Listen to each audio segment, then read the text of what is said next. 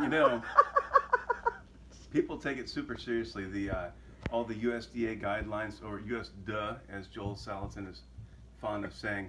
And so with canning, people say, "Oh well, you know, you got to have this special thing, and you got to dip the lids in the boiling water, and then you got to put your jars in the oven, and you got to heat up to 280 degrees or whatever kind of nonsense." It's a waste of time. That's all it is.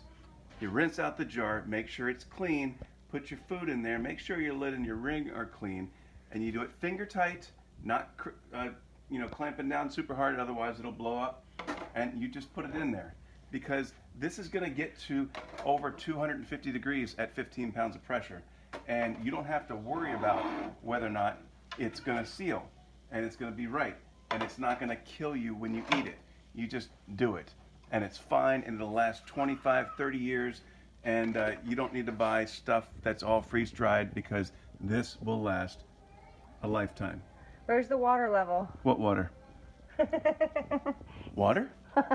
Water's about up to here. We put about a gallon in this 14-quart canner.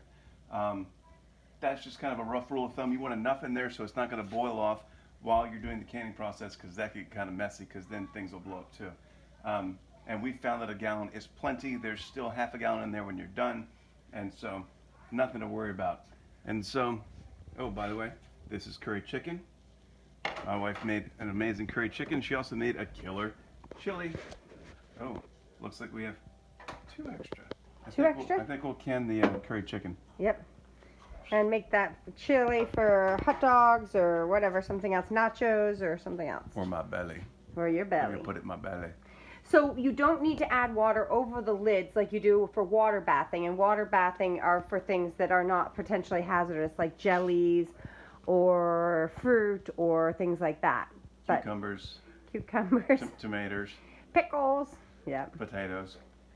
Yeah, any kind of meat, dairy, anything that's an animal product, you need to pressure can. There are all sorts of rules about how long and at what temperature. 90 minutes. If you do everything 90 minutes, you're good to go. 15 pounds of pressure, yeah. 15 pounds of pressure.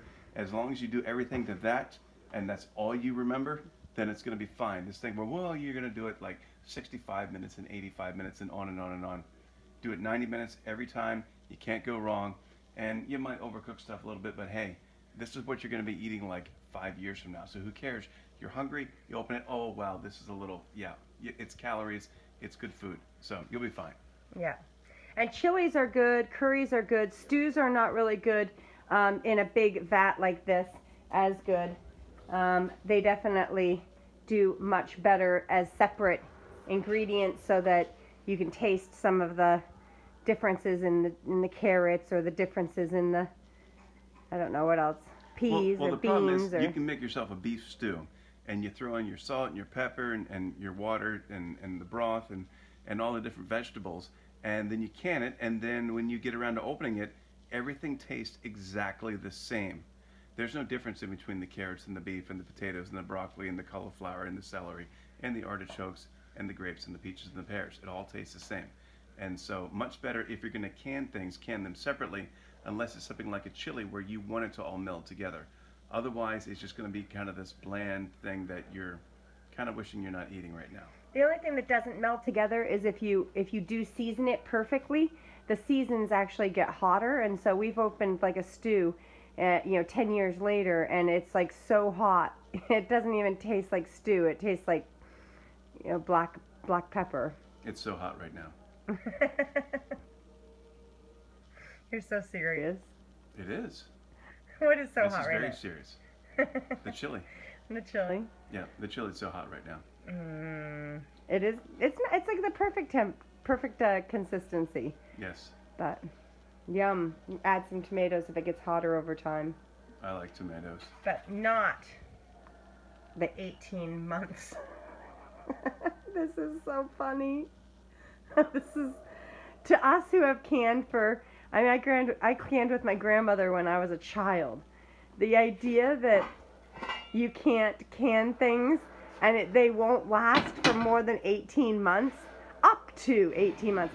It blows my mind. I've gone to like yard sales and eaten food out of canning jars that have been sealed for, I don't know, probably 40 years. Decades. And yeah, decades for sure. And botulism is if it foams over. And botulism tastes horrible. I mean, I've actually like tasted a little bit, and it tastes horrible. You will not want to eat it. It You tastes will- like potato chips. Yeah, you will want to die. If you're eating botulism-ridden food, it's probably because you want to die. It's not because you're so hungry it doesn't matter whether you're going to live or die. Add a little bit more salt Yeah. and pepper, you'd be Oh good. my gosh, that's And then horrible. pump your stomach later. Yeah, jeez. Oh. But, well, anyway, it's so easy to can. Don't let people give you this fear-mongering, well, you need to do this and you need to do that. Because there's a reason they call it botulism. Oh, Daddy. What? That's what it tastes like. Oh, yes, that's true, but that doesn't mean we need to talk about it. It's not from that. That's not the source of the problem. Oh, it's from the bacteria doing their thing. The different chemicals being released. Yuck.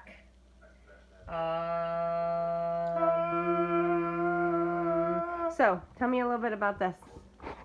So this is You an all. tightened it down. I tightened this down. That this is an all-American brand canner made in the U.S. of A. America, and it's made of aircraft aluminum, made in Wisconsin, Manitowoc, Wisconsin, and it's good stuff. You can buy a Chinese canner, and they're dependent on gaskets, and these gaskets do fail over time. But there is no gasket. It's aluminum on aluminum, which if that fails, you need a new canner, absolutely. And so you just tighten this sucker down and you're good to go. This will last you literally a lifetime. And is it expensive? Yes. This canner a decade ago cost us around $400. I'd hate to see how much they cost now, probably twice that.